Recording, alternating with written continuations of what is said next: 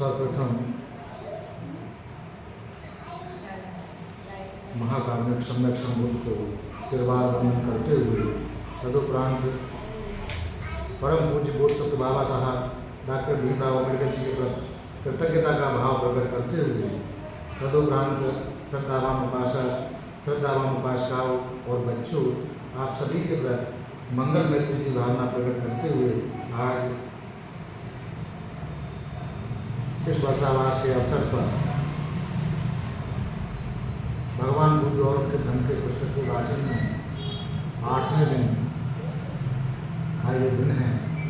कल हमने जो भगवान बुद्ध ने बाबा साहब ने जो लिखा था उनके समकालीन बहुत सारे परिभाषक थे, लेकिन किसी की बातें उनको मान्य नहीं थी।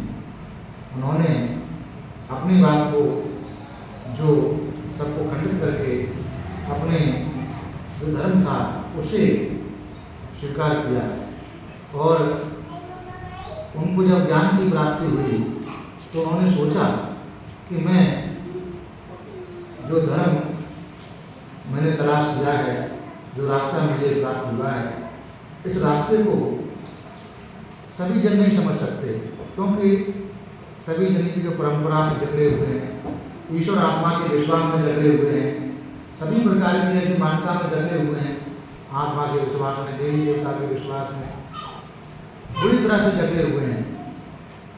कैसे समझ पाएंगे? तो क्यों ना मैं अपने में ही अपने को आनंद दूँ इस धर्म का और छूट दूँ। खाम बेवजह मैं लोगों को धर्म सिखाने का प्रयास करूँगा, वो सुनेंगे तो समझेंगे नहीं, समझेंगे तो पालन नहीं करेंगे, पालन नहीं करेंगे तो उन पर भी बोझ लगेगा, मुझ पर भी बोझ लगेगा।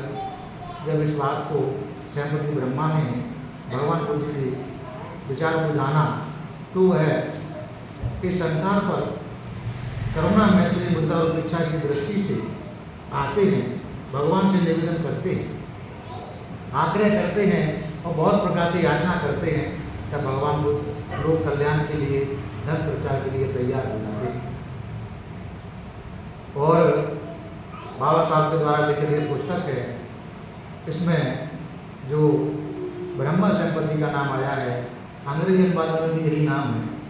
और हमने कल बताया एक ब्रह्मा के बारे में तो बता दिया कि भगवान बुद्ध के जो ब्रह्मा हैं वो 4 गुणों को धारण करने वाले होते हैं, लेकिन जिस ब्रह्मा को बाबा साहब ने नकारा उस ब्रह्मा के बारे में कल हमने प्रकाश नहीं डाला था।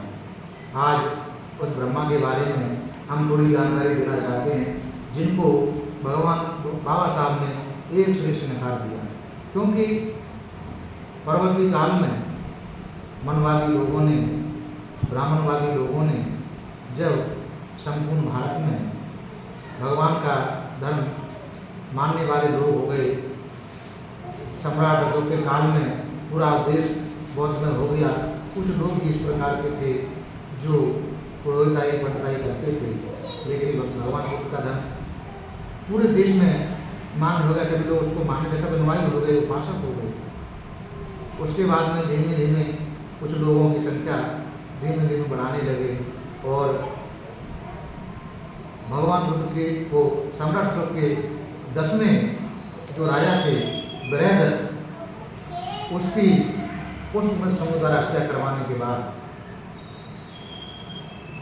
उन्होंने अपनी जो विचारधारा थी उसकी पुनर्स्थापना की। और पुनर्स्थापना में उन्होंने इस प्रकार की कि भगवान बुद्ध की विचारधारा जनमानस में विद्यमान थी, उस विचारधारा को कैसे बिगाड़ा जाए, उसके स्वरूप को कैसे बिगाड़ा जाए, तो उनकी जो मूर्तियाँ, उनका स्वरूप बिगाड़ा। उसके बाद में विचारधारा में घालमेल किया, विचारधारा में घालमेल किया। जो बौद्ध मठ थे उनको मंदिर में बदला और बौद्ध भिक्षुओं को मारने के लिए, एक एक बौद्ध भिक्षु को मारने के लिए 100 से सोने के सिक्के ऐसी घोषणा की। बहुत सारे भिक्षु मारे गए, बहुत सारे भिक्षुओं ने समर्पण कर दिया, बहुत सारे लोग इधर से उधर भाग गए। ऐसे ही जो जनमानस था, जनता थी, उन उसमें से भी बहुत सारे समर्पण कर दिया और इस प्रकार बड़ी उससे पूरा धर्म उन्होंने नष्ट करने का काम किया। लेकिन जनमानस में विचारधारा व्याप्त थी। अब उन्होंने जो ब्रह्मा शब्द था, भगवान बुद्ध का शब्द था, करुणा, मैत्री, मुदिता और उपेक्षा को जिस प्रकार जो व्यवहार करते थे, अनंत रूप से वो ब्रह्मा होते थे, तो उन्होंने कहा ब्रह्मा शब्द को इसको कैसे बिगाड़ें। तो उन्होंने जो भगवान बुद्ध के देवी देवता होते थे, गुण कारक होते थे, गुण कारक गुणों के आधार पर कोई देवी बनता था, कोई देवता बनता था, कोई ब्रह्मा बनता था। लेकिन उन्होंने गुणों को छोड़कर एक रूप दिया, एक आकार दिया, एक मूर्ति बनाई, देवी देवताओं की मूर्ति बनाई, उनके तमाम प्रकार के नाम रख दिए। ऐसे ही ब्रह्मा का एक रूप बनाया, क्योंकि 4 गुण थे तो उसके 4 मुँह बना दिए, 4 मुँह बना दिए और कहा गया कि सृष्टि का रचयिता है। भगवान बुद्ध कहते थे कि माता पिता सृष्टि के रचयिता होते, हमारे सृष्टि के रचयिता कौन होते? हमारे प्रत्येक व्यक्ति सृष्टि के रचयिता कौन होते? हम किसकी उत्पत्ति हैं? किसकी उत्पत्ति हैं हम लोग? किसकी उत्पत्ति है हम लोग? बताओ। माता पिता की। वो भगवान बुद्ध ने माता पिता को क्या कहा? ब्रह्मा कहा। तो भगवान बुद्ध का इशारा इस तरफ था और मनवादी लोगों ने इशारा ऊपर कर दिया कि सृष्टि की रचना, इस सृष्टि की रचना ब्रह्मा ने की, मतलब संसार की रचना ब्रह्मा ने। कौन सी संसार की रचना? उन्होंने, भगवान बुद्ध ने कहा कि हमारे संसार की रचना करने वाले ब्रह्मा हैं, हमारे माता पिता हैं। अब उनके स्वरूप को बिगाड़ने के लिए उन्होंने कह दिया कि सारे संसार की रचना करने वाला ब्रह्मा है, जिसके 4 मुंह हैं। बाबा साहब ने इस बात को बहुत गंभीरता से लिया, जाना, इसलिए उन्होंने ब्रह्मा का शब्द भी इस्तेमाल किया और ब्रह्मा का विरोध भी किया। जो वर्तमान का ब्रह्मा है, जो उनका स्वरूप है वर्तमान के ब्रह्मा का, 4 मुंह वाला, जितने भी पहली पत्रिका में लिखा है कि मैं ब्रह्मा विष्णु महेश को ईश्वर नहीं मानूंगा। दूसरी में लिखा है मैं राम कृष्ण इत्यादि हिंदू धर्म के किसी भी देवी देवता को मैं ईश्वर नहीं मानूंगा, नहीं उनकी पूजा करूंगा। क्या शब्द लगाया उन्होंने? हिंदू धर्म के। उन्होंने ये शब्द नहीं लगाया कि मैं किसी देवी देवता को नहीं मानूंगा। साथ में जोड़ा उन्होंने, नाम भी जोड़ा, बाद में जोड़ा हिंदू धर्म के किसी भी देवी देवता को ना ईश्वर मानूंगा और ना ही उनकी आराधना पूजा करूंगा। ये उन्होंने स्पष्ट प्रतिज्ञा में लिखा है। हमारे अपने लोग हैं, इन बातों को थोड़ा समझने में जल्दबाजी कर देते हैं। तो कुछ लोग कहते हैं अरे इसमें देवी देवता को मतलब डाल दिया है, मनवादियों ने डाल दिया है। अरे बाबा साहब जैसे प्रज्ञावान आदमी, बाबा जैसे महाबुद्धिमान आदमी, जो उनको पूरा दुनिया विश्वरतन के नाम से बोलता है, ज्ञान का प्रतीक के नाम से बोलता है, पूरी पुस्तक में तमाम जगह देवता का नाम आया, तमाम जगह मतलब उसका नाम आया, हम कहाँ से लेके आए? हम कहाँ से व्याख्या करते हैं? अरे इस पुस्तक को पढ़ के ही आपको ज्ञान मिलेगा, सही तरह पढ़ोगे तब ज्ञान मिलेगा, गंभीरतापूर्वक पढ़ोगे तो समझ में आएगी कि बाबा साहब की मंशा क्या थी, किसको नकारने का काम थे। तो बाबा साहब ने जिस ब्रह्मा को नकारा, वो आजकल के जो ब्रह्मा है 4 मुंह वाले, उस ब्रह्मा को उन्होंने कहा कि ये सभी ब्रह्म में डालने वाले हैं, चाहे ब्रह्मा हो, चाहे विष्णु हो, चाहे शिव हो, और चाहे राम हो, चाहे कृष्ण हो, ये सभी ब्रह्म में पैदा करने वाले। और इस प्रकार और भी हिंदू धर्म के देवी देवता बहुत सारे नाम दिए गए हैं। यानी कौन कौन से नाम दिए हैं मैं तो मतलब नाम भी मतलब नहीं जानता, बहुत सारे नाम हैं, अनगिनत देवी हैं, अनगिनत देवता है। 84 लाख देवी देवताओं का पूरा मतलब षड्यंत्र है। भगवान बुद्ध ने जो 84,000 प्रवचन जो दिए थे, सूत्र जो थे, उसको 84,000 में जो 84 लाख बना दिया। मतलब किसी तरह इस धर्म को विकृत किया जाए, स्वरूप को बिगाड़ा जाए, उसके लिए उन्होंने पूरी ताकत लगा दी। और ताकत लगाने के साथ में उन्होंने जो हमारे उपोषित के दिन हुआ करते थे, अष्टमी है, अमावस्या है, पूर्णिमा है, उसको उन्होंने अपने तरीके से स्वरूप बदला उनको। जो हमारे बोधि वृक्ष था, पूजनीय था, उसके लिए भी डर पैदा कर दिया, वहाँ भूत रहता है, उसके पीछे नहीं जाने का। उसके पास नहीं जाने का, हाँ उसके नीचे जाने का ही नहीं, वहाँ भूत रहता है, वहाँ आपको परेशान कर देगा करके, ऐसी बातों को मतलब उन्होंने गढ़ा। दूसरा कि उनके 16 सोमवार के व्रत रहते हैं करके, जबकि ये भी हमारे धर्म से चोरी किया उन्होंने। कैसे? वर्षावास में 3 महीने होते, 1 महीना जो कठिन जीवन का रहता पवारना का, इस प्रकार 4 महीने होते। अब 4 महीने में हमारे कितने उपसत होते? कितने होते? 16 होते ना। तो उनके क्या है? 16 सोमवार के व्रत, 16 गुरुवार के व्रत, 16 उसके व्रत। कहाँ से पकड़ा उन्होंने? सब यहीं से लिया। दूसरा तीसरा कहते आज भी हम जहाँ जहाँ जितने प्रसिद्ध मंदिर हैं उनकी गहराई में जाएंगे, उनकी मूर्तियों को देखेंगे, तो भगवान बुद्ध की मूर्तियाँ हो रही हैं, चल रही हैं, और जहाँ जमीन को मतलब खोद के देखते हैं भगवान बुद्ध की मूर्तियाँ निकलती हैं। द्वेष भावना से उन्होंने हमारे धर्म को विकृत करने के लिए, बिगाड़ने के लिए अपना पूरा भरसक प्रयास किया और लगाया उन्होंने, और उसमें बहुत सफल भी हुए। ये तो भला है, इस संसार में बहुत सब द्वारा से आए, उन्होंने हमारा मार्गदर्शन किया। आज समाज में जो धर्म को हम हमारे बढ़ रहा है वो बाबा साहब भगवान बुद्ध की देन है, दोनों की। बाबा साहब ने बहुत बड़ी अनुकंपा की कि सही स्वरूप को उन्होंने निकाल कर लोगों के सामने रखा।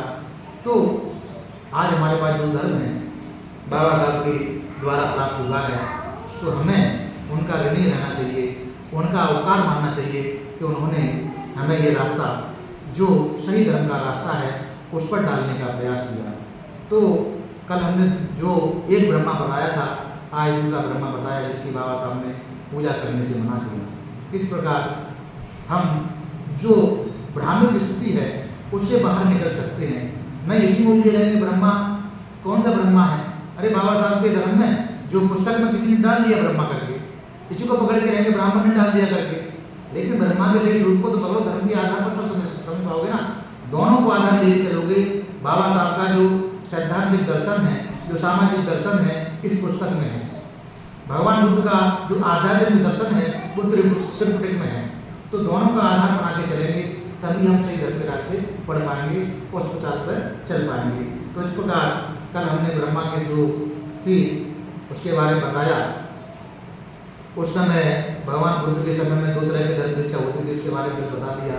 आज दूसरा भाग है द्वितीय खंड का, परिवाचकों की दीक्षा। धर्म उपदेश का निश्चय कर चुकने के अनंतर बुद्ध ने अपने आप से प्रश्न किया कि मैं सर्वप्रथम किसे धर्म उपदेश दूँ। उन्हें सबसे पहले अल्लाह कलाम का ख्याल आया, तो बुद्ध ने संपत्ति में वह विद्वान थे तथा समझदार थे और काफ़ी निर्मल थे। उनके मन में ये ख्याल आया कि अल्लाह कलाम काफ़ी बुद्धिमान हैं, विद्वान भी हैं, समझदार भी हैं और उनका चित्त भी काफ़ी निर्मल है। बुद्ध ने सोचा कि यह कैसा हो यदि मैं सर्वप्रथम उन्हें ही धर्म उपदेश करूं। लेकिन जब भगवान बुद्ध ने बौद्ध चित्त से बता दिया कि अल्लाह कलाम की मृत्यु हो चुकी है, तब उन्होंने उद्धत रामपुत्र को उपदेश देने का विचार किया, किंतु उनका भी शरीर का अंत हो चुका था। तब उन्हें अपने उन 5 साथियों का ध्यान आया जो निरंजना नदी के तट पर उनकी सेवा में थे और जो सिद्धार्थ गौतम की तपस्या और काय क्लेश का पथ त्याग देने पर असंतुष्ट हो उन्हें छोड़कर चले गए थे। उन्होंने सोचा कि उन्होंने मेरे लिए बहुत किया है, मेरी बड़ी सेवा की है, मेरे लिए बहुत कष्ट भी उठाए हैं, कैसा हो यदि मैं उन्हें ही सर्वप्रथम धर्म का उपदेश दूँ। उन्होंने बोध चित्त से उनके और ठिकाने का पता लगाया। तब उन्हें पता लगा कि वे वाराणसी सारनाथ के इस पत्थर के मृग धाम में रहते हैं। तो भगवान बुद्ध उधर ही चल दिए। उन 5 ने जब बुद्ध को आते देखा तो आपस में यह तय किया कि बुद्ध का हम स्वागत नहीं करेंगे। उनमें से एक बोला कि मित्रों, यह श्रमण गौतम चले आ रहे हैं जो पथभ्रष्ट हो गए हैं, जिन्होंने तपस्या का मार्ग त्याग, आराम तलबी और काम भोग का पथ अपना लिया है।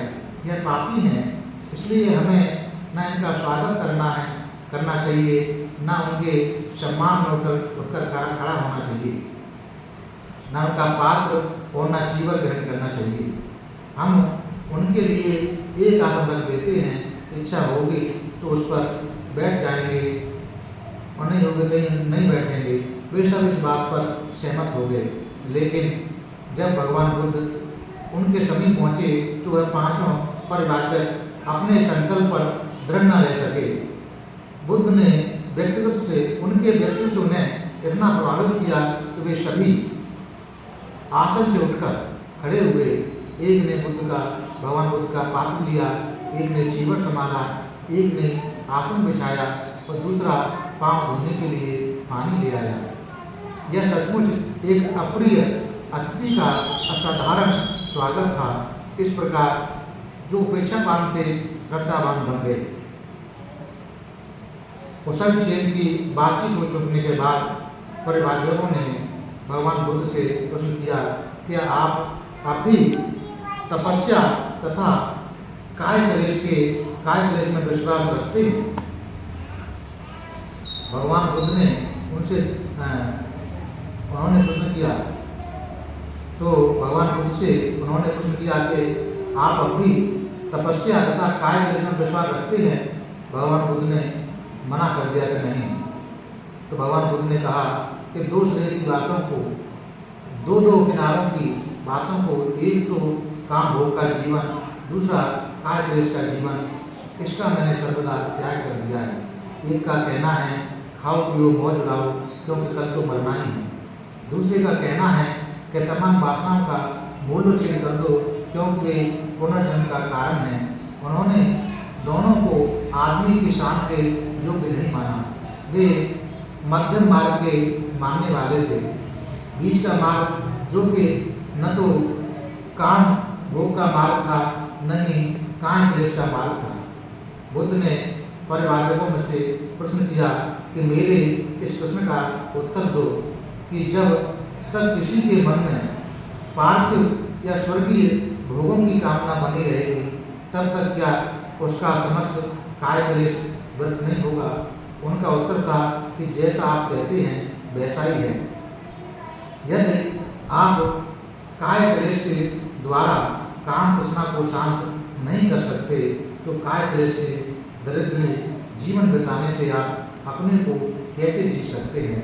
उनका उत्तर था कि जैसा आप कहते हैं वैसा ही है। तब फिर भगवान बुद्ध कहते हैं कि जब आप अपने आप पर विजय पा लेंगे तभी आप काम तृष्णा से मुक्त होंगे। तब आपको काम भोग की कामना न रहेगी और प्राकृतिक इच्छाओं की पूर्ति बेकार पैदा नहीं करेगी। आप अपने शारीरिक आवश्यकताओं के हिसाब से खाना पीना ग्रहण कर सकते हैं। सभी तरह की काम वासना उत्तेजक होती हैं। काम अपनी काम वासना का गुलाम होता है। सभी काम भोगों के चक्कर में पड़े रहना गंवारपन और नीच कर्म है।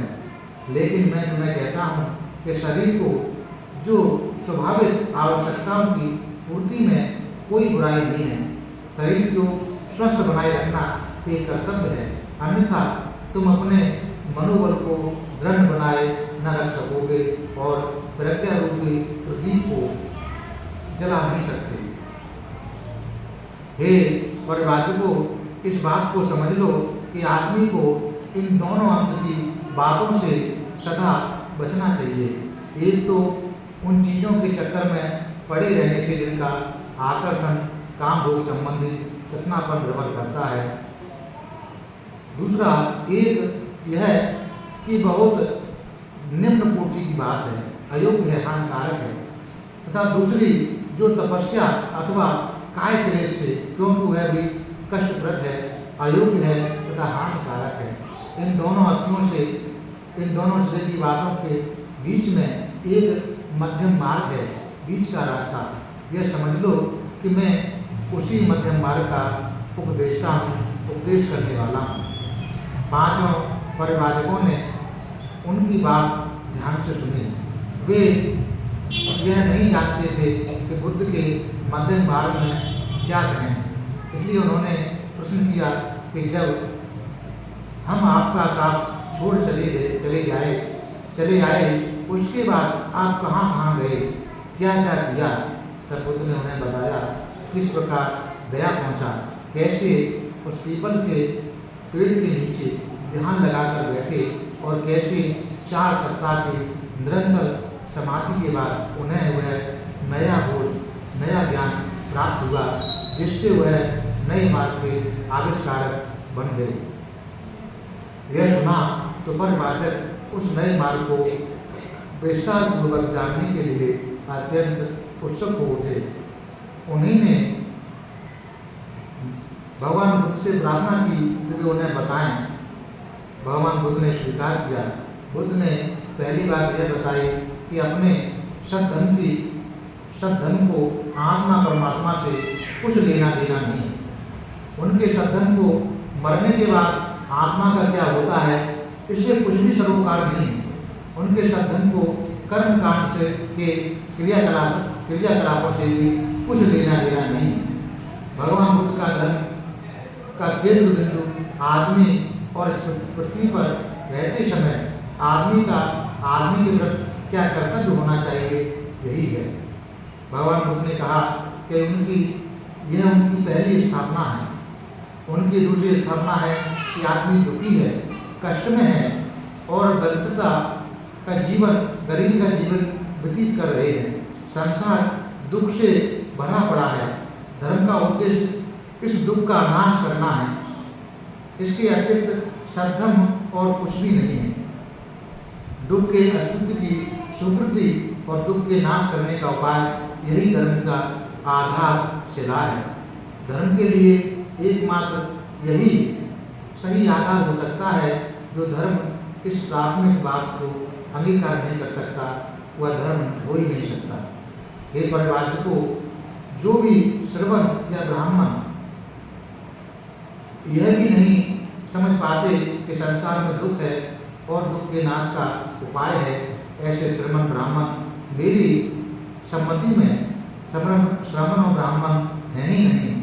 न वे अपने को ज्येष्ठ समझने वाले हैं, इतना भी वे समझ पाए हैं कि धर्म का सही अर्थ क्या है।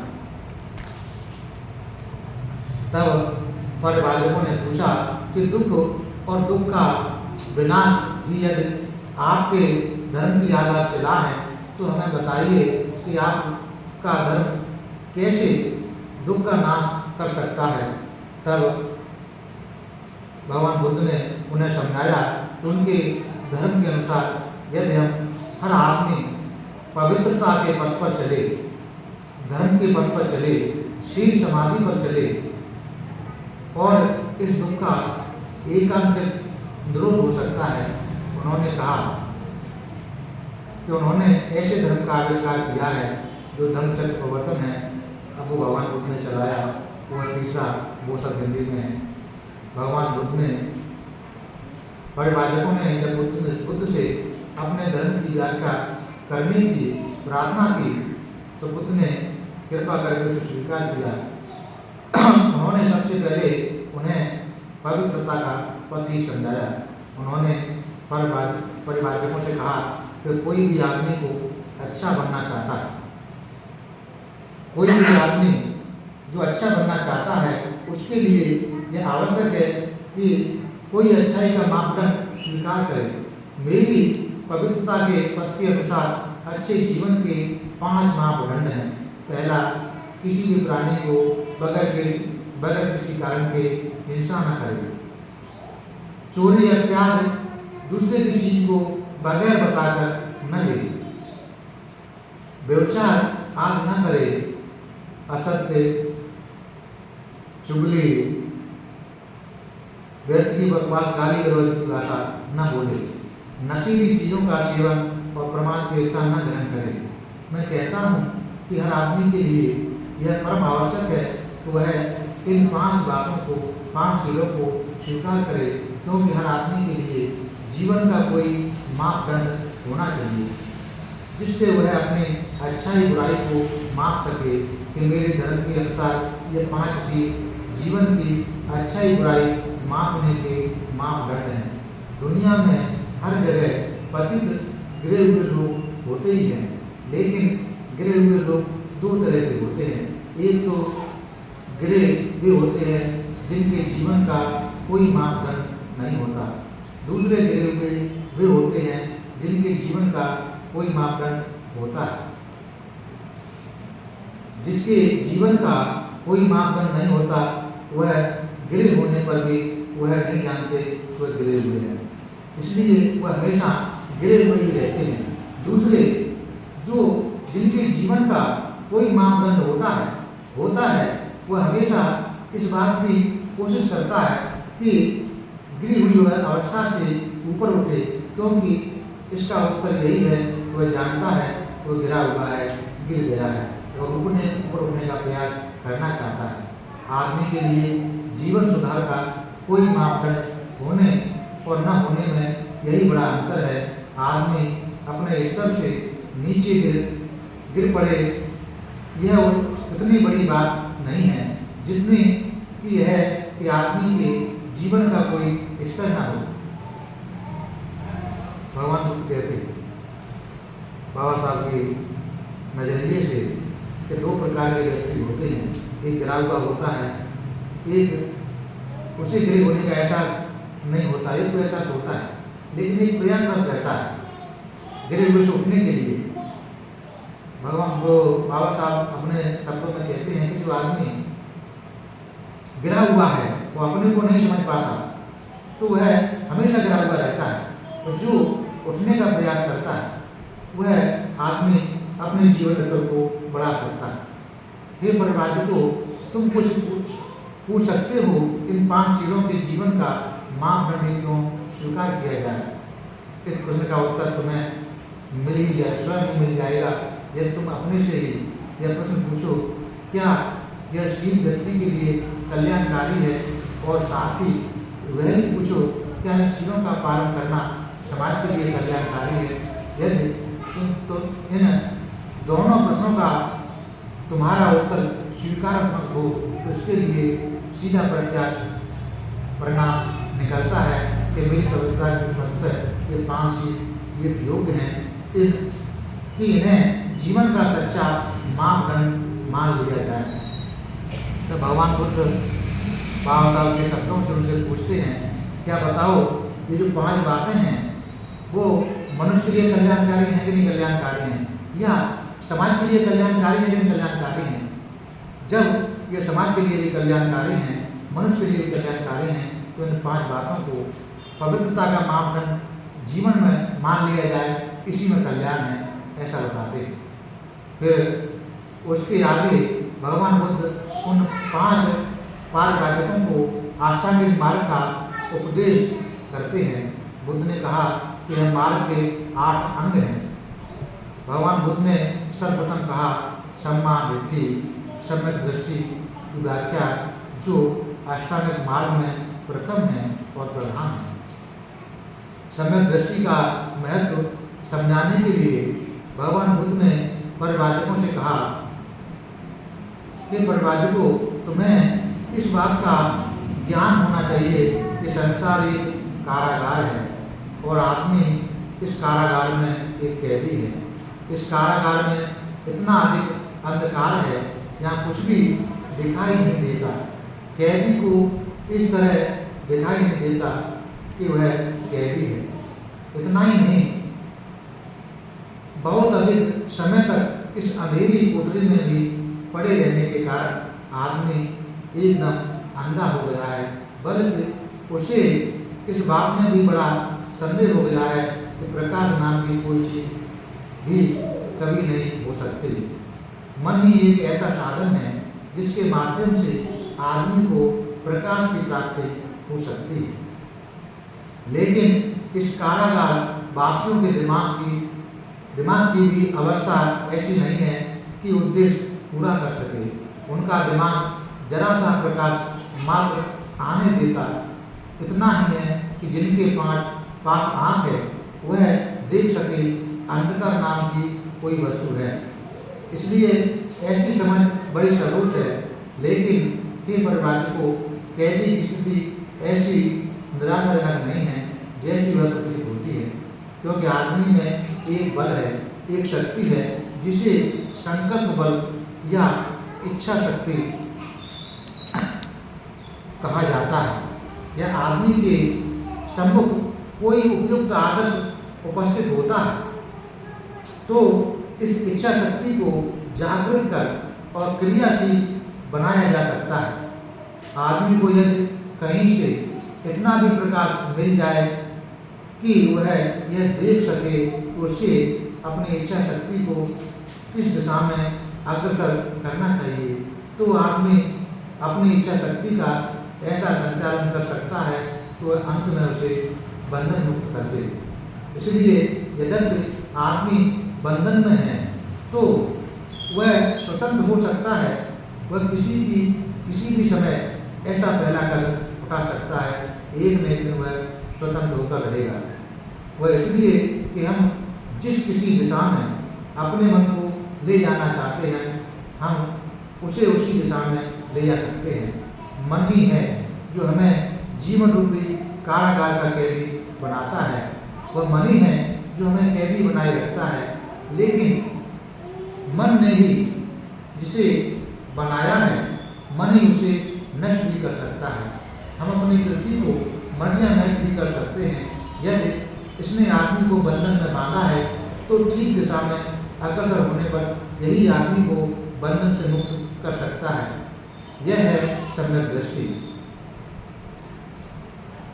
भगवान बुद्ध ने जो सम्यक दृष्टि के बारे में व्याख्या की, बाबा साहब ने उस सम्यक दृष्टि के बारे में बताया कि आदमी कैदी है और यह संसार कैद घर है और इसमें अपने को अंधकार है, उसके कारागार में घोर अंधकार है।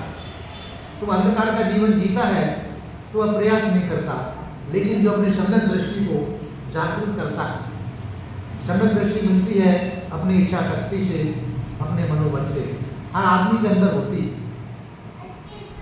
संकल्प के बल पर आदमी बड़े से बड़ा असंभव कार्य कर जाता है।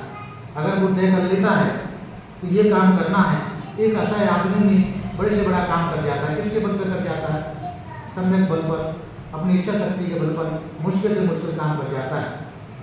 तो सम्यक बल के आधार पर, अपनी इच्छा शक्ति के आधार पर सम्यक दृष्टि को जागृत कर सकते हैं। ऐसा बाबा साहब का भगवान बुद्ध के शब्दों से जो लिया है, ऐसा उनका कहना है। तब परिभाषकों ने प्रश्न किया कि सम्यक दृष्टि का अंतिम उद्देश्य क्या है? भगवान बुद्ध ने उत्तर दिया, अविद्या का विनाश ही सम्यक दृष्टि का अंतिम उद्देश्य है। यह मिथ्या दृष्टि की विरोधनी है और अविद्या का अर्थ है आदमी दुख को न जान सके, आदमी दुख के निरोध के उपाय को न जान सके, आदमी इन आठ सत्यों को न जान सके। सम्यक दृष्टि का मतलब है आदमी कर्म कांड के क्रियाकलाप को व्यर्थ समझे, आदमी शास्त्रों की पवित्रता को मिथ्या धारणा से मुक्त हो। सम्यक दृष्टि का मतलब है कि आदमी मिथ्या विश्वास से मुक्त हो। आदमी यह न समझता रहे कि कोई भी बात प्रकृति के नियम के विरुद्ध है, घट सकती है। सम्यक दृष्टि का मतलब है कि आदमी ऐसी सब मिथ्या धारणाओं को मुक्त हो जो आदमी के मन की कल्पना मात्र हैं और जिनका आदमी के अनुभव या यथार्थता से किसी तरह का संबंध नहीं है। सम्यक दृष्टि का मतलब है आदमी का मन स्वतंत्र हो और आदमी के विचार स्वतंत्र हों। हर आदमी की कुछ आशाएं होती हैं, आकांक्षाएं होती हैं, महत्वाकांक्षाएं होती हैं। सम्यक संकल्प हमारी आशाएं, हमारी आकांक्षाएं ऊंचे स्तर की हों, निम्न स्तर की न हों, हमारे योग्य हों, अयोग्य न हों। सम्यक वाणी का मतलब है कि आदमी सत्य बोले, आदमी असत्य न बोले, आदमी दूसरे की निंदा चुगली न करे, आदमी दूसरों को झूठी बातों में न फैलाए। आदमी किसी के प्रति गाली गलौज या कठोर वचनों का व्यवहार न करे। आदमी सभी के साथ विनम्र वाणी का व्यवहार करे। आदमी व्यर्थ की बेमतलब की मूर्खतापूर्ण बातें न करता रहे, बल्कि उसकी वाणी बुद्ध संगत हो, सार्थक हो, उद्देश्य सहित हो। जैसा मैंने समझाया, सम्यक वाणी के व्यवहार न किसी के भय की अपेक्षा रखता है, न किसी के पक्षपात। इससे कुछ भी संबंध नहीं होना चाहिए कि कोई बड़ा आदमी इसके बारे में क्या सोचने लगेगा, अथवा सम्यक वाणी के व्यवहार से उसकी क्या हानि हो सकती है। सम्यक वाणी का मापदंड न किसी ऊपर के आदमी की आज्ञा, न किसी व्यक्ति को हो सकने वाले व्यक्तिगत लाभ के लिए है। अगला, सम्यक कर्मांत योग्य व्यवहार की शिक्षा देता है। हमारा हर कार्य ऐसा हो जिसके करते समय हम दूसरों की भावनाओं और अधिकारों का ख्याल रखें। अगला, सम्यक कर्मांत का मापदंड क्या है? सम्यक कर्मांत का मापदंड यही है कि हमारा कार्य जीवन के दो मुख्य नियम उनसे अधिक समन्वय रखता हो। जब किसी आदमी के कार्य इन नियमों के समन्वय रखते हों, जिन्हें हम सम्यक कर्म कह सकते हैं। अगला है, प्रत्येक व्यक्ति को अपनी जीविका कमानी होती है, लेकिन जीविका कमाने के ढंगों के अंतर में कुछ बुरे कुछ भले हैं। जो बुरे ढंग के हैं, जिनसे किसी की हानि होती है अथवा किसी के प्रति अन्याय होता है। जो अच्छे ढंग के हैं, जिनसे आदमी बिना किसी को हानि पहुंचाए अथवा बिना किसी के साथ अन्याय किए अपनी जीविका कमा सकता है, वही जीविका सम्यक का जीविका होती है। सम्यक व्यायाम में अविद्या को नष्ट करने के प्रयास की प्रथम सीढ़ी है। इस दुख कारागार के द्वार पर पहुंचने का रास्ता, ताकि उसे खोला जा सके। सम्यक व्यायाम के 4 उद्देश्य हैं। एक है आष्टांगिक मार्ग विरोधी चित्त प्रवृत्तियों की उत्पत्ति को रोकना। दूसरा है ऐसी चित्त प्रवृत्तियों को दबाना जो उत्पन्न हो गई हैं।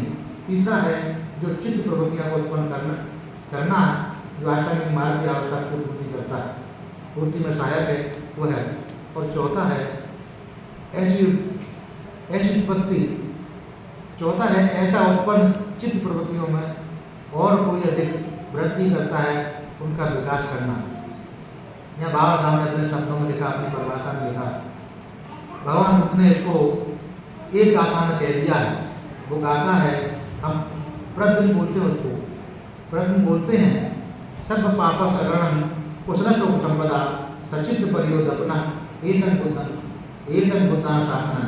इसमें है जो पहला बताया कि आष्टांगिक विरोधी चित्त प्रवृत्तियों की उत्पत्ति को रोकना, यानी सब पापस अग्रणम, सभी प्रकार के पापों को न करना। दूसरा है चित्त प्रवृत्तियों को दबाना जो उत्पन्न हो गई हैं। कुशलस्व संपदा, जो बुरी चित्त प्रवृत्तियां हैं उन्हें रोककर कुशल चित्तों को, कुशल कर्मों का संपादन करना। तीसरा है ऐसी प्रवृत्तियां जो उत्पन्न करना आवश्यक है, सचित्त परियोदपना, ऐसी प्रवृत्तियों को उत्पन्न होना, सचित्त परियोद, अपने चित्त पर सचित्त परियोदपना एतन बुद्धान शासनम, जो सब पाप सचित्त परियोदपना, अपने चित्त को परिशुद्ध रखो। तो यहाँ कहते हैं अपने चित्त में अच्छी बातों का आविष्कार करो। और चौथा है चित्त परियोदपना एतन बुद्धान शासनम, जो उत्पन्न नहीं है उनको उत्पन्न करके बढ़ाना। यह जो एक गाथा में ये पूरा धर्म बताया है, वही बाबा साहब ने इसमें अपने शब्दों में लिखा है सम्यक व्यायाम में। सम्यक स्मृति का मतलब है हर बात पर ध्यान दे सकना। यह कि मन की सतत जागरूकता है। मन में जो अकुशल विचार होते हैं उनकी चौकीदारी करता रहना सम्यक स्मृति का दूसरा भाग है। यानी मन में विचार जो प्रत्येक क्षण जागरूक बने रहना सम्यक स्मृति होता है। हे प्रवाचकों, जो आदमी सम्यक दृष्टि, सम्यक संकल्प, सम्यक वाणी, सम्यक कर्मांत, सम्यक आजीविका, सम्यक व्यायाम और सम्यक स्मृति को प्राप्त करना चाहता है, उसके मार्ग में 5 बाधाएं या बंधन आते हैं। ये वे हैं लोभ, द्वेष, आलस्य, संदेह तथा अनिश्चय।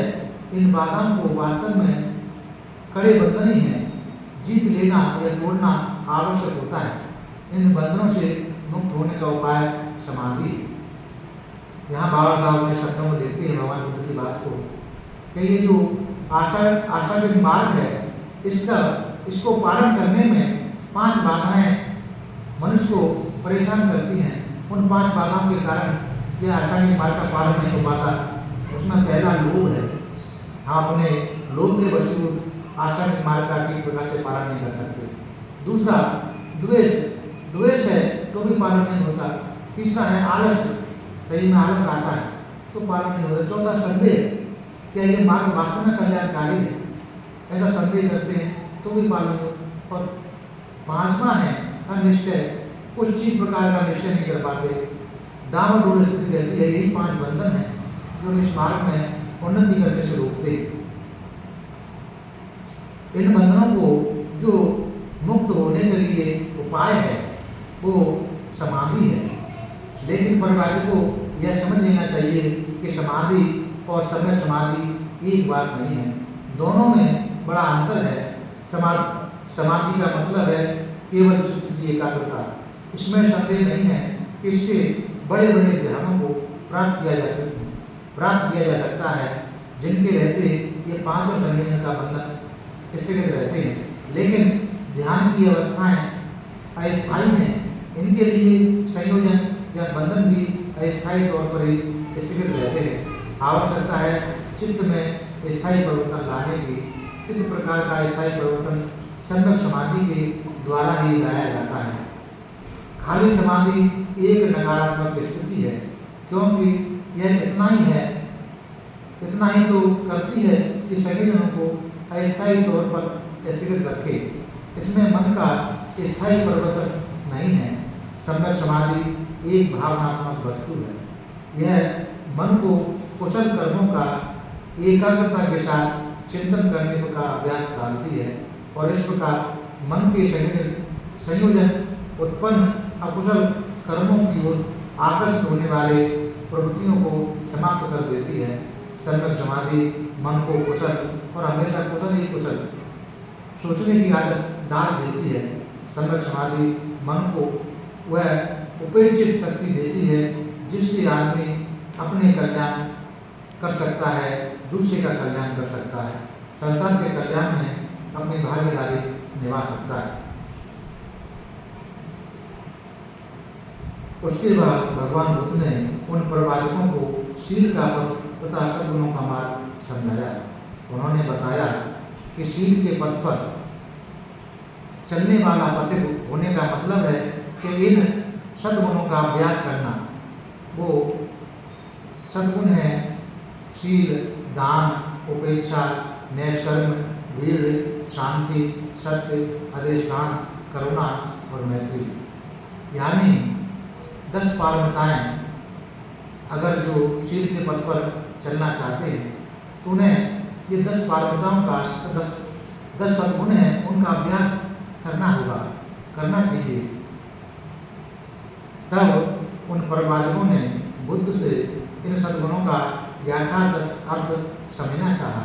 तब भगवान बुद्ध ने उनकी शंका मिटाकर उन्हें संतुष्ट करने के लिए कहा कि शील का मतलब है नैतिकता, अकुशल न करने की प्रवृत्ति और कुशल करने की प्रवृत्ति, बुराई करने से मैं लज्जा मानना, लज्जा भय के कारण पाप से बचे रहने का प्रयास करना शील है।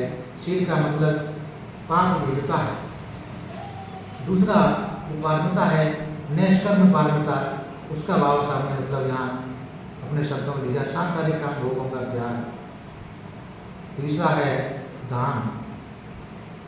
दान का मतलब है बदले में किसी भी प्रकार की स्वार्थ पूर्ति की आशा के बिना दूसरों की भलाई के लिए निमित्त अपने संपत्ति का ही नहीं, अपने रक्त का, अपने शरीर के अंगों का, यहाँ तक अपने प्राणों का भी बलिदान कर देना दान की श्रेणी में आता है, बगैर किसी स्वार्थ पूर्ति के।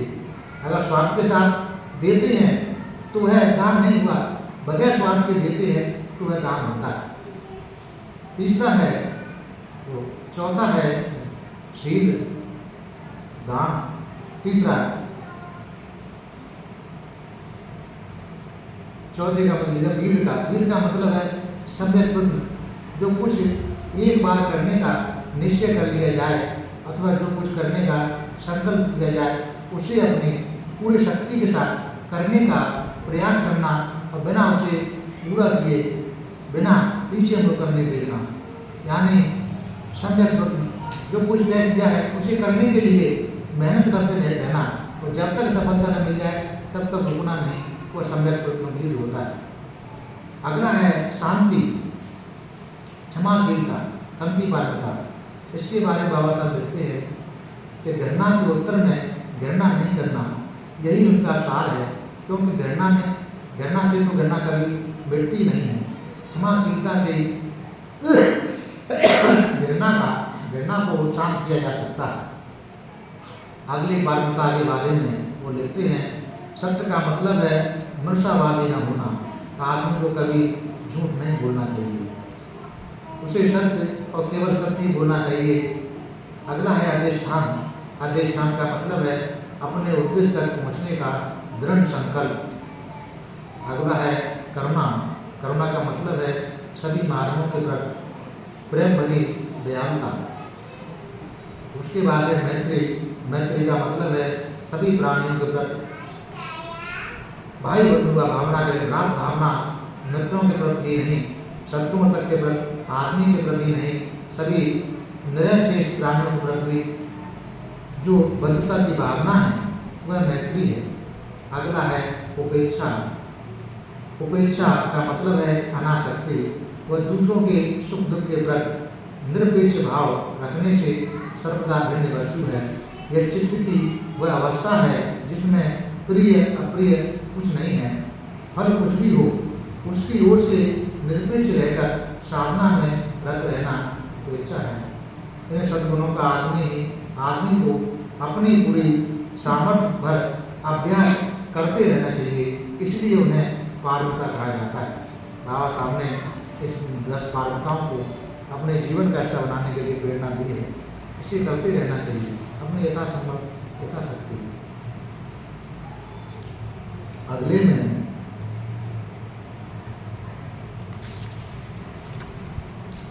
अपने धर्मचक्र का उपदेश देकर और अपनी सम्यक व्याख्या करके भगवान बुद्ध ने परिवाचकों से प्रश्न किया, क्या आदमी के चरित्र की पवित्रता ही संसार की भलाई का आधार शिला नहीं है? उनका उत्तर था कि हाँ, यह ऐसा ही है। और फिर भगवान बुद्ध ने पूछा, क्या ईर्ष्या, राग, अज्ञान, हिंसा, चोरी, व्यभिचार और असत्य चरित्र की पवित्रता की जड़ नहीं कूद देते? क्या व्यक्तिगत पवित्रता के लिए यह आवश्यक नहीं है कि आदमी में इतना चारित्रिक बल हो कि वह इस प्रकार की बुराइयों के वश में न आ सके? यदि किसी आदमी में व्यक्तिगत पवित्रता ही नहीं है तो वह जन कल्याण कैसे कर सकता है? उनका उत्तर था कि हाँ भगवान, ऐसा ही है। और आदमी दूसरों को अपना गुलाम बनाना, दूसरों को अपने वश में रखना क्यों चाहते हैं? आदमी दूसरों के सुख दुख की ओर से उदासीन क्यों रहते हैं? क्या वह इसलिए नहीं है कि एक आदमी दूसरे के प्रति योग्य व्यवहार नहीं करता? तो वो कहते हैं कि हाँ भगवान, ऐसा ही है। तो क्या आष्टांगिक मार्ग का अनुसरण, सम्यक दृष्टि, सम्यक संकल्प, सम्यक वाणी, सम्यक आजीविका, सम्यक कर्मांग, सम्यक व्यायाम, सम्यक स्मृति, सम्यक समाधि, संक्षेप में सद्धर्म के अनुसार जीवन यापन, यदि प्रत्येक उस पथ पर चले, उस सारी अमानवता का, उस सारे अन्याय का जो एक आदमी दूसरे के प्रति करता है, अंत नहीं कर देगा? उनका कहना था कि हाँ, कर सकता है, ऐसा ही है। अब शील या सद्गुण का उल्लेख करते हुए कहा, क्या ग्रस्तों का अभाव दूर करने के लिए, क्या गरीबों की गरीबी को दूर करने के लिए और सामान्य जन कल्याण करने के लिए दान आवश्यक नहीं है? क्या जहाँ कष्ट है, जहाँ गरीबी है, उधर ध्यान देकर उसे दूर करने के लिए करुणा की आवश्यकता नहीं है? क्या निस्वार्थ भाव से काम करने के लिए निष्काम भाव की आवश्यकता नहीं है? क्या व्यक्तिगत लाभ न होने पर भी सतत प्रयत्न में लगे रहने के लिए उपेक्षा की आवश्यकता नहीं है? क्या आदमी से प्रेम करना आवश्यक नहीं है? उनका उत्तर था कि हाँ भगवान, आवश्यक है। मैं एक कदम आगे बढ़कर कहता हूँ कि प्रेम करना पर्याप्त नहीं है। जिस चीज़ की आवश्यकता है वह मैत्री है। प्रेम की अपेक्षा इसका क्षेत्र व्यापक है। इसका मतलब है न केवल आदमियों के प्रति मैत्री, बल्कि प्राणी मात्र के प्रति मैत्री का भाव। यह आदमियों में सीमित नहीं है। क्या ऐसी मैत्री उपेक्षित नहीं है? इसके अतिरिक्त दूसरी कौन सी चीज़ है जो सभी आदमियों को सुख प्रदान कर सके? जो सुख आदमी अपने लिए चाहता है, आदमी का चित्त पक्षपात रहे उसके लिए खुला, सभी के लिए प्रेम और घृणा किसी के लिए न हो, उस समय सबने कहा कि हाँ भगवान ऐसा ही है। लेकिन इन सद्गुणों के आचरण के साथ प्रज्ञा जुड़ी रहनी चाहिए। प्रज्ञा माने निर्मल बुद्धि। क्या प्रज्ञा आवश्यक नहीं है? परिवाचक मौन रहे। उन्हें अपने प्रश्न का उत्तर देने के लिए मजबूर करने की दृष्टि से भगवान ने अपना कथन जारी रखा। उन्होंने कहा कि भला आदमी हम उसी को कहेंगे जो कोई बुरा काम न करे, बुरी बात न सोचे, बुरी तरीके से अपनी जीविका न चलाए और मुंह में कोई ऐसी बात न निकाले, मुंह से कोई ऐसी बात न निकाले जिससे किसी की हानि हो अथवा किसी को कष्ट पहुँचे। परिवाचक बोले कि हाँ भगवान ऐसा ही है। लेकिन क्या सत्कर्म भी एक अंत्य की बात किए जाने चाहिए? मैं कहता हूँ कि नहीं, यह पर्याप्त नहीं है। यदि यह पर्याप्त होता तो हम एक छोटे बच्चे के बारे में कह सकते हैं कि वह हमेशा भलाई चला है, भलाई भला है, क्योंकि कभी एक छोटा बच्चा यह नहीं जानता कि शरीर क्या होता है। वह लाख चलाते रहने के अतिरिक्त और शरीर से कर ही क्या सकता है। वह यह भी नहीं जानता कि वाणी क्या है। वह चिल्लाने के अतिरिक्त और इससे कोई बुरी बात कर ही क्या सकता है। वह यह भी नहीं जानता कि विचार क्या होता है। वह ज़्यादा से ज़्यादा प्रश्नता के मारे किलकारी भर मार सकता है। वह यह भी नहीं जानता कि जीव का अर्जन का क्या होता है। वह किसी बुरी तरीके से अपनी जीव का क्या कमा सकता है। वह तो अपनी माँ की छाती से दूध पीने के अतिरिक्त और कुछ जानता ही नहीं है। इसलिए सद्गुणों का अनुसरण प्रज्ञापूर्वक होना चाहिए, अर्थात निर्मल बुद्धि के साथ। एक और कारण भी है जिसकी वजह से प्रज्ञा पारमता इतनी अधिक महत्वपूर्ण है और इससे अधिक आवश्यक है। दान तो होना ही चाहिए, किंतु बिना प्रज्ञा के दान का भी दुष्परिणाम हो सकता है। करुणा तो होनी चाहिए, लेकिन किंतु बिना प्रज्ञा के करुणा भी बुराई की समर्थक बन सकती है। सभी दूसरे पारमिताएं प्रज्ञा पारमिता की कसौटी पर खरी उतरनी चाहिए। निर्मल बुद्धि का ही दूसरा नाम प्रज्ञा पारमिता है। मेरी स्थापना है कि आदमी को अकुशल कर्म का ज्ञान होना ही चाहिए। अकुशल कर्म की उत्पत्ति किस प्रकार होती है, इसी तरह उसे कुशल कर्म का भी ज्ञान होना चाहिए। कुशल कर्म की उत्पत्ति कैसे होती है, इस प्रकार का आदमी को कुशल कर्म और अकुशल कर्म का भेद भी स्पष्ट ज्ञान होना चाहिए। इस प्रकार से ज्ञान के बिना चाहे कर्म विशेष अपने कुशल कर्म ही क्यों ना हो, चाहे कुशल कर्म अपने में कुशल कर्म ही क्यों ना हो, तब भी यथार्थ में कुशल भाव या यथार्थ स्वभाव नहीं है। इसलिए मैं कहता हूँ प्रज्ञा एक आवश्यक सद्गुण है। तब बुद्ध ने परिवाचकों को इस प्रकार की प्रेरणा देते हुए कहा कि अपने प्रवचन समाप्त किए। हो सकता है कि तुम मेरे धर्म को निराशावादी धर्म समझ बैठो, क्योंकि मैं आदमियों का ध्यान मानव जाति के दुख की ओर आकर्षित करता हूँ। मेरे धर्म के बारे में ऐसी धारणा बनाना गलती होगी। निसंदेह मेरा धर्म दुख के अस्तित्व को स्वीकार करता है, किंतु उतना ही दुख के दूर करने का उपाय भी देता है। मेरे धर्म में दोनों बातें हैं। इसमें मानव जीवन का उद्देश्य भी नेक है और अपने में आशा का संदेश भी। इसका उद्देश्य है अविद्या का नाश, जिसका मतलब है दुख के अस्तित्व के संबंध में अज्ञान का नाश। यह आशा का संदेश भी है क्योंकि दुख के नाश का मार्ग बताता है। क्या तुम इससे सहमत हो या नहीं? परिभाषा का उत्तर था क्या हम सहमत हैं। उन पांचों परिभाषकों ने यह तुरंत देख लिया कि वास्तव में एक नया धर्म है। जीवन की समस्या के प्रति इस नए दृष्टिकोण से वे अपने इतने अधिक से प्रभावित हुए कि सभी एक साथ कहने लगे कि संसार के इतिहास में इससे पहले किसी भी धर्म के संस्थापक ने कभी यह शिक्षा नहीं दी कि दुनिया के दुख की स्वीकृति ही धर्म का वास्तविक आधार है।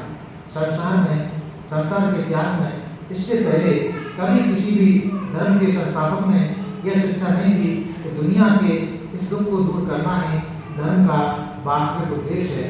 संसार के इतिहास में इससे पहले किसी ने भी कभी मुक्ति का ऐसा मार्ग नहीं सुझाया जो इतना सरल हो, जो मिथ्या विश्वास और अपरोक्ष शक्तियों की मध्यस्थता से इतना मुक्त हो, जो इतना स्वतंत्र ही नहीं बल्कि जो किसी आत्मा या परमात्मा में विश्वास का इतना विरोधी है और जो मोक्ष लाभ के लिए मरणांतर किसी जीवन में विश्वास रखना या न रखना भी अनिवार्य में मानता हो। संसार के इतिहास में इससे पहले किसी ने भी कभी ऐसे धर्म की स्थापना नहीं की जिसका उद्देश्य ईश्वर वचन से किसी भी तरह का कुछ भी संबंध ना हो और जिसके अनुशासन आदमी को सामाजिक आवश्यकताओं के अध्ययन के परिणाम हों और किसी ईश्वर की आज्ञाओं के न हों। संसार के इतिहास में इससे पहले किसी ने भी कभी मोक्ष का यह अर्थ नहीं किया। यह एक ऐसा सुख है जिसे आदमी धर्म के अनुसार जीवन व्यतीत करने अपने ही प्रयत्न द्वारा इसी पृथ्वी पर प्राप्त कर सकता है। उन परिभाषकों ने जब भगवान बुद्ध से उनके द्वारा उपदिष्ट नया सद्धर्म सुना तो इसी प्रकार अपनी भावनाओं को अभिव्यक्त किया। उन्हें लगा कि बुद्ध के रूप में उन्हें एक ऐसा जीवन सुधारक मिल गए जिनका रोम रोम धर्म की भावना से ओतप्रोत है, जो अपने युग के बौद्धिक ज्ञान से सुपरिचित हैं, जिनमें ऐसी मौलिकता और साहस है कि विरोधी विचारों की जानकारी रखने के बावजूद मुक्ति के ऐसे एक मार्ग का आविष्कार कर सकें जिस मुक्ति को यही इसी जीवन में आत्मसाधना और आत्मसंयम द्वारा प्राप्त किया जा सके। बुद्ध के लिए उनके मन में ऐसी असीम श्रद्धा उत्पन्न हुई, उन्होंने उनके प्रति तुरंत आत्मसमर्पण कर दिया और प्रार्थना की कि भगवान बुद्ध हमें अपना शिष्य बना लें। बुद्ध ने उन्हें यही भिक्षु कहकर भिक्षु संघ में दीक्षित किया। ये पंचभिक्षु भिक्षु यही थे, उनके नाम थे जो पहले बताए जा चुके। ये जो इतनी व्याख्या बाबा साहब ने अपने शब्दों में की है भगवान बुद्ध के धम्मचक्र प्रवर्तन की, वह आधुनिक भाषा में बाबा साहब ने लिखा है, जो समझ में आती है वर्तमान उसमें नहीं आती। इसके बारे में कल हम थोड़ा अपने शब्दों में बताने का प्रयास करेंगे कि बाबा साहब ने कैसे धम्मचक्र प्रवर्तन के बारे में शब्दों में लिखा है। आज आप सभी लोगों ने सुबह से बहुत सारे पुण्य संचय किए, सुबह ध्यान भावना करके, चक्रमन करके, शील ग्रहण करके, पूजा वंदना करके, सूत्र श्रवण करके, शाम में भी शील ग्रहण करके, पूजा वंदना करके, धम्म घोषणा करके बहुत सारे पुण्य संचय किए हैं। जो हम लोगों ने पुण्य संचय किए हैं, ये पुण्य हम सबसे पहले सभी देवताओं का अनुमोदन करते हैं। इस पुण्य के बल से सभी देवताओं का श्रद्धा, शील, श्रुत, त्याग, प्रज्ञा आगे बढ़ जाए। सभी देवता हम सबको धार्मिक सुरक्षा प्रदान करें। सभी देवताओं को उत्तम चार्य सत्य का साक्षात्कार हो। उसके बाद ये सारे पुण्य हम लोग अपने आचार्य, उपाध्याय और सभी बढ़ते लोगों का अनुमोदन करते हैं। इस पुण्य के बल से वो सभी लोग सुखी हों, सभी का कल्याण हो, उन सभी लोगों को उत्तम चार्य सत्य का साक्षात्कार हो। उसके बाद ये सारे पुण्य हम लोग संसार के सारे प्राणियों को अनुमोदन करते हैं। इस पुण्य के बल से संसार के सारे प्राणी सुखी हों, सभी का कल्याण चले, सभी प्राणी कर्म बल के प्रभाव से मुक्त होकर निर्वाण गति को प्राप्त हो। उसके बाद ये सारे पुण्य हम लोग यहाँ पधारे हुए, यहाँ आए हुए सभी लोगों का अनुमोदन करते हैं। उस पुण्य के बल से वो सभी लोग सुखी हों, सभी का कल्याण चले, उन सभी लोगों को उत्तम चार्य सत्य का साक्षात्कार हो। उसके बाद ये सभी पुण्य श्रद्धावान उपासक उपासिकाओं को अनुमोदन करते हैं, जो हम लोगों को भोजन, जीवन, कुटिया, दवा तथा परिष्कार आदि से सेवा करते हैं। इस पुण्य के बल से उनके सारे प्रकार की आपत्ति दूर करते, सारे प्रकार की विघ्न बाधा दूर हो, उनको व्यापक धंधे आगे बढ़े, उन सभी लोगों को उत्तम चार्य सत्य का साक्षात्कार हो।